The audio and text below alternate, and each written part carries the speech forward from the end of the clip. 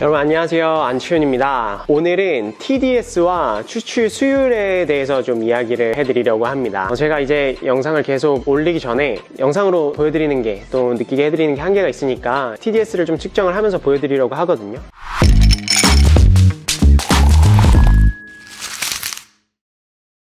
먼저 TDS에 대해서 설명을 해드릴게요. 영어로는 Total Dissolved Solid이에요. 내가 내린 커피에 있는 고형물들의 총량이라고 생각을 하시면 돼요.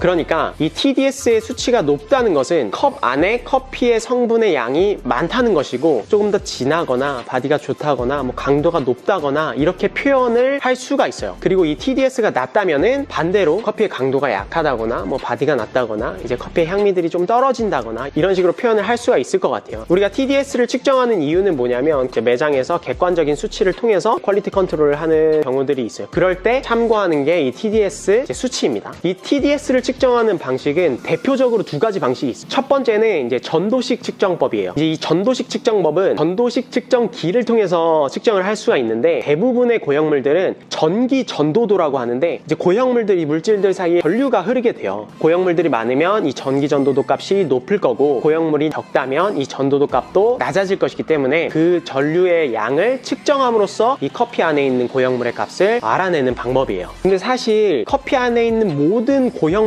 전류가 흐르는 거는 아니에요. 그래서 비교적 부정확하다는 단점이 있어요. 제가 미리 추출한 커피는 20g의 커피를 사용해서 총 300g의 커피를 추출을 했고요. 브루잉 타임은 한 2분 30초 정도 됐었던 것 같은데, 한번 측정을 해볼게요. 자, 여기 보시면 버튼을 누르면 이렇게 ppm 단위로 뜨게 됩니다. 그래서 커피에 담그고 ppm을 눌러주시면 저렇게 수치가 뜨죠. 131 정도 ppm 뜨네요. 곱하기 10이니까 한 1280에서 1300 ppm 이제 왔다 갔다 하고 있는 것 같아요. 자, 그리고 정리하는 방법은 그냥 간단히 요 부분을, 이제 커피에 묻은 부분을 물로 씻어 주신 다음에 약간 건조해 주시고 뚜껑을 닫아 주시면 됩니다. 전도식 측정기 같은 경우에는 퍼센테이지가 아니라 ppm으로 표시가 되기 때문에 뭐 1000단위가 넘어가면은 옆에 곱하기 10 이렇게 뜨거든요. 그때는 이제 수치에서 나누기 100을 해주시면 되고, 뭐 곱하기 10이 안 뜨면은 이제 나누기 1000 해주셔서 수치를 이제 맞추시면 돼요. 뭐 앞에서 말씀드렸다시피 모든 고형물에서 전기가 이렇게 흐르는 건 아니기 때문에 이 뒤에 설명해드릴 굴절식 측정기보다는 정확하지 않다라는 거를 아셨으면 좋겠고, 저 같은 경우에는 굉장히 휴대하고 다니기에 편하고 측정법이 상당히 간단하기 때문에 대략적인 값을 이제 참고할 때 측정하는 도구예요. 그리고 일단 저렴해서 사용하기가 좋습니다. 두 번째 측정 방식은 굴절식 측정법이에요. 그 그림을 좀 참고하시면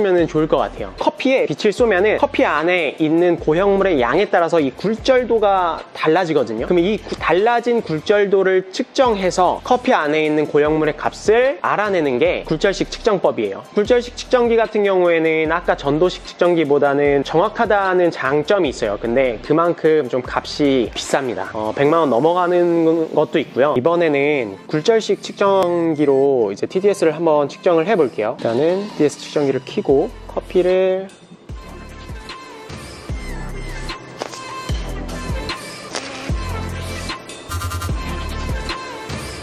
담아준 다음에, 여기서 주의하셔야 될 점은 이 기포들이 이게 굴절도를 측정할 때 좀 방해할 수 있기 때문에 조그만한 기포들은 이렇게 없애주시는 게 좋고요. 덮개를 덮어서 빛을 차단해주고 다시 전원 버튼을 눌러주면 지금 1.27% 나왔네요. 저는 한 3번 좀 연달아서 측정을 해서 이제 동일한 숫자가 나오면은 그 수치를 적어요. 온도가 떨어지거나 이제 자꾸 초반에 잴 때는 좀 수치가 변하는 경우들이 있거든요. 그래서 3번 정도 연속으로 쟀을 때 동일한 숫자가 나오면은 편입니다. 지금 3번 정도 연속 쟀는데 1.27%의 TDS 값이 나왔죠. 아까 전도식 측정기에 비해서는 조금 차이가 있는 것 같아요. 좀 주의하셔야 될 점은 커피의 온도가 40도 이하로 내려간 다음에 측정을 하셔야 돼요. 너무 뜨거운 온도는 측정을 방해할 수 있기 때문에 좀 온도가 낮은 상태에서 측정을 하셔야 되고, 에스프레소 같이 뭐 오일이라든지 미분이 많이 있는 커피 같은 경우에는 필터를 사용해서 이 오일이랑 미분들을 걸러내고 순수 커피만을 이제 측정을 하는데요. 근데 이 필터가 굉장히 비쌉니다. 자, 그러면 여기까지 TDS가 뭔지, 그리고 어떻게 측정하는지를 알아봤어요. 추출 수율에 대해서 말씀을 드릴게요. TDS가 커피 안에 있는 이제 커피의 농도를 의미를 한다면, 추출 수율은 이 컵 안에 내가 예를 들어 20g의 커피를 사용했잖아요. 이 20g의 커피 중에 몇 g의 커피가 이 내가 최종적으로 추출한 한 잔에 담겼는가를 퍼센테이지로 표현한 거예요. 자, 그러면 20g 중에서 몇 g의 커피를 추출했는지를 우리가 계산을 해야 되잖아요. 이 계산 공식이 이겁니다. 이 TDS 측정기가 없었을 때 원시적인 방법으로는 커피를 추출하고 남은 커피 퍽을 전자레인지에 넣고 돌립니다. 전자레인지에 돌리거나 자연 건조시키거나 그렇게 해서 수분을 다 날린 다음에 남은 커피 퍽의 무게를 재는 거예요. 그래서 남은 커피 퍽이 뭐 예를 들어 무게가 한 18g이다. 그러면 2g의 커피 성분들이 추출이 된 거죠. 원래는 이렇게 측정을 했었는데 지금은 이제 기술이 발달해서 우리가 TDS를 통해서 그렇게 뭐 건조의 과정을 거치지 않고도 이 커피 안에 내가 사용한 커피 중에서 몇 g의 커피의 성분들을 가지고 나왔는지를 우리가 측정해 볼 수 있는 거죠. TDS 곱하기 추출된 커피의 총량, 저희는 300g을 추출을 했고 거기에 이제 나누기 100을 해주시면 돼요. 우리가 TDS는 좀 편의상 계산의 편의를 위해서 1.3%라고 가정을 할게요. 1.3 곱하기 추출한 커피의 총량 300g 나누기 100을 하면은 우리가 20g의 커피 중에 몇 g의 커피를 추출했는지 알 수가 있어요. 자, 이렇게 계산해보면 3.9가 나오죠. 이 말은 즉슨 3.9g의 커피, 내가 사용한 20g의 커피 중에 3.9g의 커피가 내가 최종적으로 추출한 이 커피 한 잔에 들어있다 라고 생각하시면 돼요. 자, 그러면 수율은 간단히 말해서 20g 중에 3.9g이 들어가 있으니까 3.9g 나누기 내가 사용한 커피의 양 20g 곱하기 100을 해주시면 되겠죠. 자, 그러면 얼마가 나오죠? 19.5의 값이 나올 거예요. 그러니까 추출 수율은 내가 총 이제 사용한 커피의 양 20g의 19.5%, 즉 3.9g의 커피가 추출이 됐다라고 생각하시면 돼요. 그러니까 이 커피의 추출 수율은 19.5%다 라는 것을 여러분들이 아실 수 있겠죠. 자, 근데 나는 여기까지 나 이해 진짜 못하겠어, 난 진짜 나 모르겠고 그냥 TDS 재고 추출 수율을 알고 싶어 라고 하시는 분들에게는 공식을 또 따로 알려드릴게요. 자, 이 공식대로 대입을 하시면 돼요.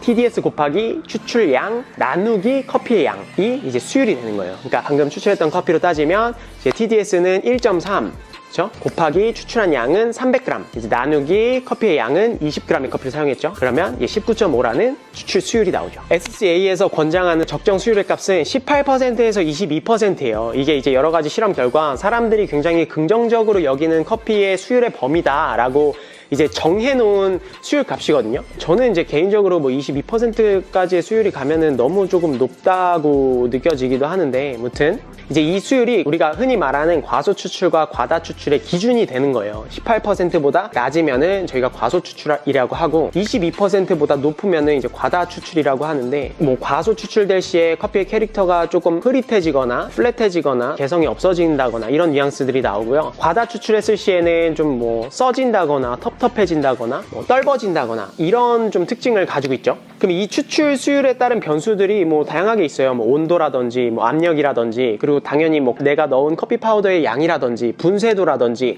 이런 많은 변수들이 있는데, 이건 우리가 센서리적으로 평가하는데 한계가 있으니까 이런 객관적인 수치를 통해서 이렇게 하니까 추출 수율이 높아지는구나, 이런 변수를 이렇게 바꿔보니까 추출 수율이 낮아지는구나, 이런 좀 객관적인 그런 결과물들을 여러분들이 보실 수 있어서 굉장히 좀 유용한 휴식 방법이라고 생각하시면 될 것 같아요. 배전도가 약하면, 이제 커피의 로스팅 정도가 좀 약하면은 수율이 좀 낮게 나오는 경향이 있고, 배전도가 강하면은 수율이 높게 나오는 경향이 있어요. 배전도가 낮은 콩들, 그만큼 로스팅이 덜 됐기 때문에 아직 조직들이 굉장히 단단하거든요. 뜨거운 물이 동등한 조건으로 했을 때 커피 성분을 좀 가지고 나올 수 있는 한계가 있어서 보통 약배전들이 수율이 좀 낮고요. 그리고 강배전들이 조직들이 많이 이렇게 다공화되고 로스팅 포인트가 많이 갈수록 조직들이 좀 연해졌기 때문에 물이 이제 커피를 가지고 나올 수 있는 확률이 더 높아요. 그래서 강배전이 될수록 수율이 높은 경향들이 있고요. 수율을 측정하면서 여러 가지 추출 실험을 하다 보면은 이런 변수들에 따라서 추출 차이를 느끼실 수 있으실 거예요. 저 같은 경우는 개인적으로 예전에 이제 미각 훈련을 할 때 계속 TDS를 측정을 하고 그 커피를 마시고 또 TDS를 측정하고 마시고 이런 훈련을 계속 반복해서 했거든요. 그러면은 이게 나중에는 커피를 마시면 이게 한 어느 정도 TDS가 나오겠다, 한 어느 정도 수율값이 나오겠다, 이런 것도 좀 예측하실 수 있어요. 하지만 제가 오늘 좀 강조드리고 싶은 거는 뭐냐면, 이 TDS 값과 이 추출 수율의 이제 값은 정말 참고만 해야 하는 수치인 것 같아요. 그러니까 객관적으로 참고만 해야 하는 수치이지 이 값이 이 범위에서 넘어간다고, 이 범위 안에 들어오지 않는다고 나쁜 커피라고 생각하시면 절대 안 돼요. 그러니까 이 커피가 좋다 나쁘다의 기준이 되지 않았으면 좋겠어요. 그리고 매장에서 이제 퀄리티 컨트롤을 하신다면 이 TDS와 수율을 잴 뿐만 아니라 계속해서 먹어보면서 이제 미각적인 훈련으로 이 퀄리티 컨트롤을 하는 능력을 계속 키워 나가셔야 돼요.